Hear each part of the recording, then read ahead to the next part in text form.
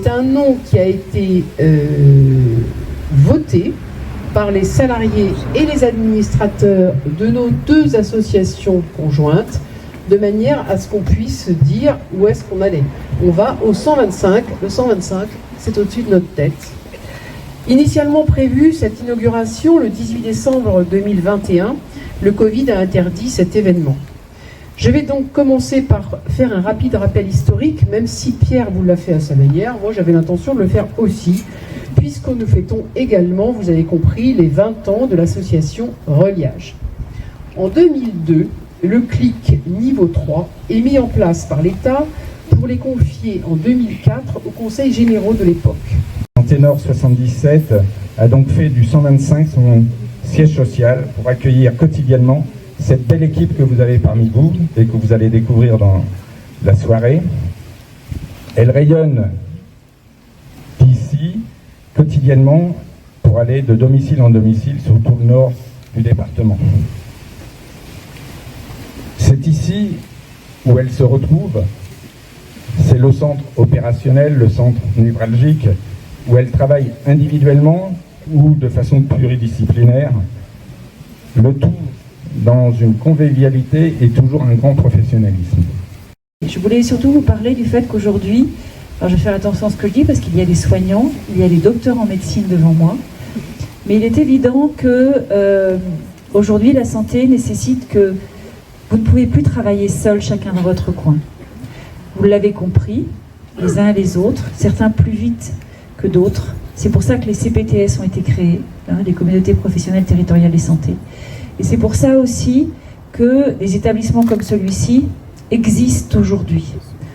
Le temps où les médecins étaient tout seuls dans leur cabinet, où les parcours de soins se faisaient de façon fluide et où les soins non programmés ça n'existe plus. C'est fini ça. Et c'est parce que ici, vous l'aviez anticipé, tu l'avais anticipé Geneviève, qu'a été créé ce bâtiment qui accueille ces trois associations.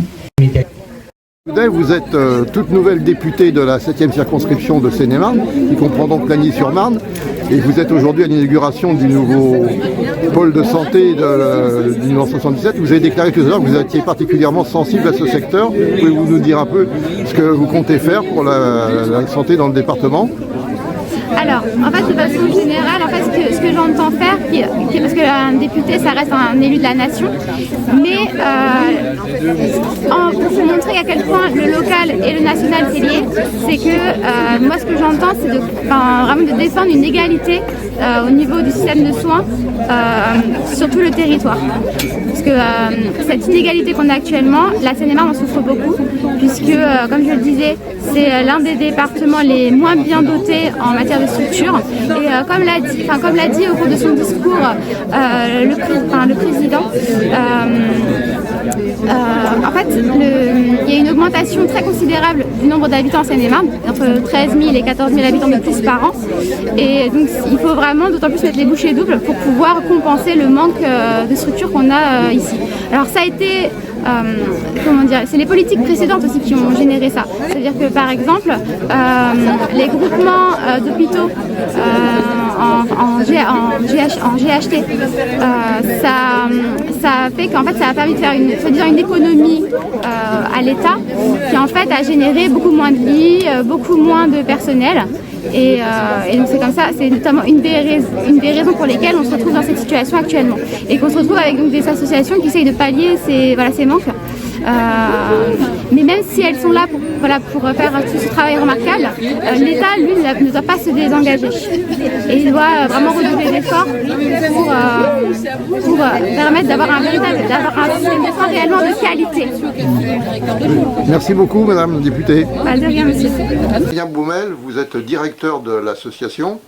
Et alors, donc, pouvez-vous nous préciser quelles sont les missions dans le concret, parce qu'on a entendu un bel historique, on a entendu des belles choses sur tout ce qui se passe au niveau du nord du département, mais en pratique, alors qu'est-ce que vous faites ?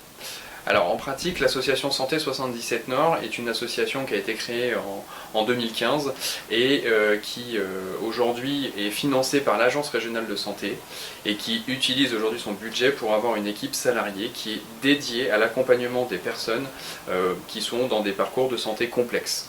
On entend par parcours de santé complexe des personnes qui sont parfois un peu loin des soins, qui ont des maladies en général avec une forte répercussion sur leur capacité à mener une vie normale, donc le cancer, la fin de vie, la gériatrie complexe. Et donc aujourd'hui, l'équipe salariée qui représente à peu près 22 personnes, qui est composée de médecins, d'infirmières, d'assistantes sociales, de psychologues, et évidemment d'un peu de personnel pour organiser cette équipe, eh bien on accompagne et on coordonne des parcours de santé. Donc on peut être appelé par l'ensemble des professionnels, mais même les particuliers en direct quand ils sont face à des situations complexes. Et bien en fait, quand on est appelé, un des cas assez typiques, c'est quand on est souvent appelé par la médecine, le médecin traitant d'une situation, nous appelle pour avoir un petit peu d'aide, parce que tout seul, pour s'occuper à la fois des aidants, de la maladie, de la prise en charge sur le domicile et de la mise en place d'aide, c'est un petit peu compliqué. Et donc nous aidons ce professionnel et donc la personne qui en a besoin in fine, pour coordonner, mettre en place tous ces parcours de santé un petit peu compliqués à gérer quand on est seul aujourd'hui. Donc voilà. D'accord. Donc en fait, c'est plus, vous intervenez plus sur le plan du service et de l'administratif. Vous ne faites pas de l'aide au ménage ou des choses. Alors oui, exactement. Nous, on ne fait pas en direct les choses. On va faire appel à la bonne ressource. Donc par exemple, on fait beaucoup de soins palliatifs aujourd'hui sur le domicile. Donc c'est souvent des personnes qui nous appellent parce que le traitement de la chimiothérapie s'arrête et puis il faut plutôt accompagner vers une fin de vie. Et en fait, nous quand on va arriver sur une situation, on va mettre en place une association de services d'aide par exemple pour faire une aide à la toilette par exemple chez la personne. On va mettre en place un cabinet d'infirmier libéral s'il n'y en avait pas pour faire les quelques soins s'il y en avait. On va aider le médecin traitant en discutant de médecin à médecin sur les meilleures adaptations des traitements pour gérer la douleur.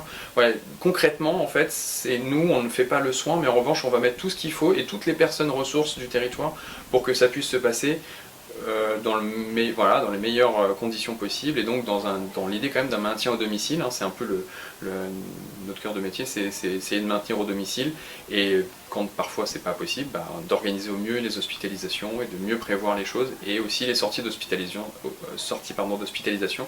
de mieux coordonner les sorties d'hospitalisation.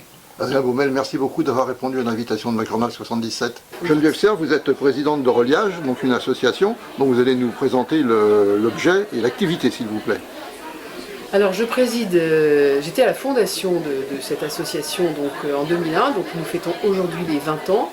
Le CLIC, Centre local d'information et de coordination gérontologique, est devenu un pôle autonomie territoriale, puisque maintenant nous nous adressons à la fois aux personnes âgées de plus de 60 ans, à leurs familles, aux aidants professionnels, mais également à tous les partenaires en santé.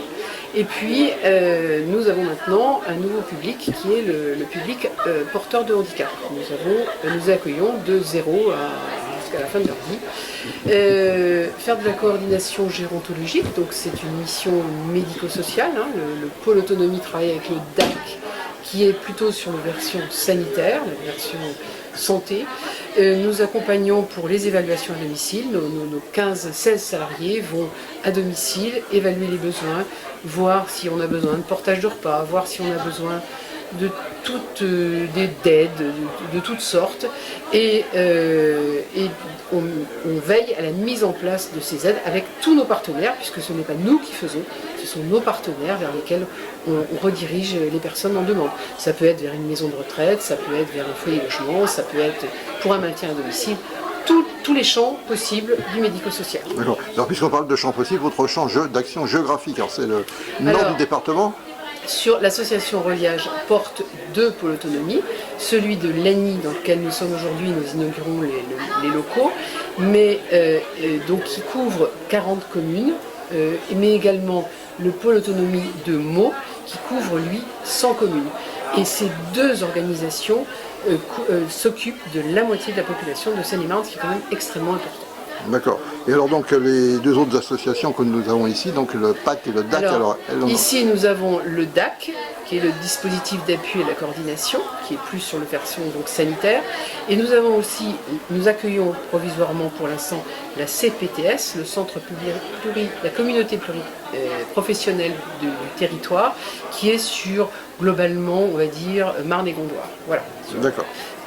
alors tous les professionnels de santé, donc les médecins, les kinés, les infirmières, vraiment les professionnels de santé. D'accord. Je crois donc que ce qui est important, c'est que les lecteurs de McDonald's comprennent bien qu'on ne s'adresse pas à vous pour vous demander d'aller faire des courses. En fait, vous coordonnez, vous mettez en place, vous aidez. On coordonne et on met en place, on va mettre en lien avec des associations qui sont, par exemple, l'ancienne UNADOM qui est devenue Tandem, mais d'autres associations, vous avez des tas de personnes. Si vous regardez autour de nous, on a Tout Adom, Confiez-nous, Vite Assistance, enfin je ne vais pas tous les citer, mais il y a énormément de, vous voyez, toutes ces associations à des services dont le vice-président a pris la parole tout à l'heure, toutes ces associations, mais on coordonne aussi, par exemple, une entrée en maison de retraite, on monte un dossier d'APA, on aidera une personne âgée à faire si besoin ses impôts, à monter un dossier de retraite. Enfin bon, on peut vraiment, après 60 ans, on n'a pas forcément besoin de portage de repas, mais on a besoin de monter un dossier de retraite, par exemple. Et bien, vous vous adressez au pôle autonomie. D'accord. Madame la vice-présidente, merci d'avoir répondu à l'invitation de McJournal 77. Merci beaucoup, monsieur, d'être venu. Bernard Kozik, merci de répondre à l'invitation de McJournal 77. Vous êtes vice-président du conseil départemental de Seine-et-Marne en charge des solidarités.